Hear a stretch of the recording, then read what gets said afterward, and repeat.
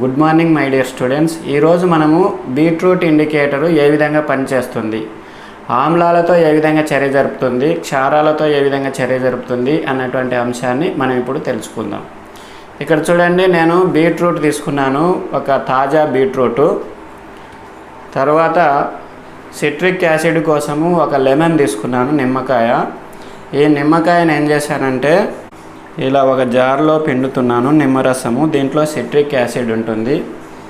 ఇక్కడ soap water తీసుకున్నాను, తర్వాత సోడియం హైడ్రాక్సైడ్ తీసుకున్నాను, తర్వాత డైల్యూటెడ్ సల్ఫ్యూరిక్ ఆమ్లాన్ని తీసుకోవడం జరిగింది.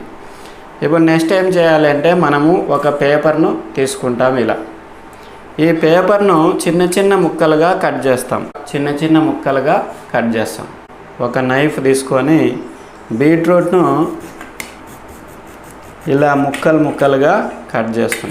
ఈ విధంగా కట్ చేసిన బీట్రూట్ ముక్క ఉంది కదా, వీటిని ఏం చేయాలంటే మనం తీసుకున్న పేపర్ ముక్కల మీద ఇలా రాయాలి.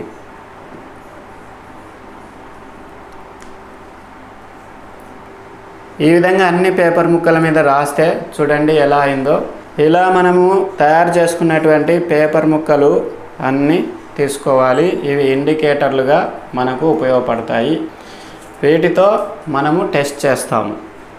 ఇక్కడ చూడండి లెమను, ఇది నిమ్మరసంలో యాసిడ్స్తో టెస్ట్ చేస్తున్నాము.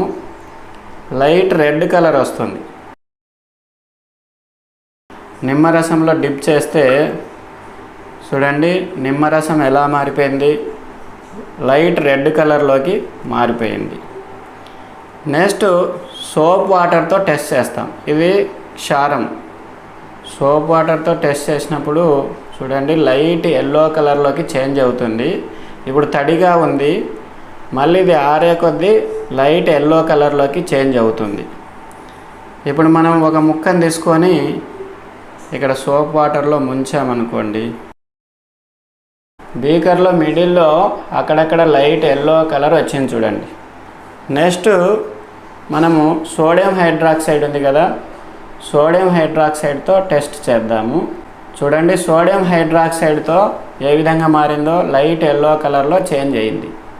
నెక్స్ట్ సల్ఫ్యూరిక్ ఆమ్లంతో టెస్ట్ చేస్తున్నాం. సల్ఫ్యూరిక్ ఆమ్లంతో కూడా లైట్ రెడ్ కలర్లోకి చేంజ్ అవుతుంది. మనం యాసిడ్స్తో టెస్ట్ చేసినప్పుడు లైట్ రెడ్ కలర్ లేదా లైట్ ఆరెంజ్ కలర్ వచ్చింది.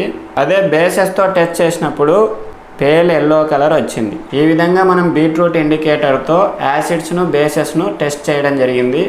మీరు కూడా ట్రై చేయండి, చేసి చూడండి. మీ అనుభవాలను కామెంటరీ బాక్స్లో కామెంట్ చేయండి. Thank you very much. Thank you. Bye.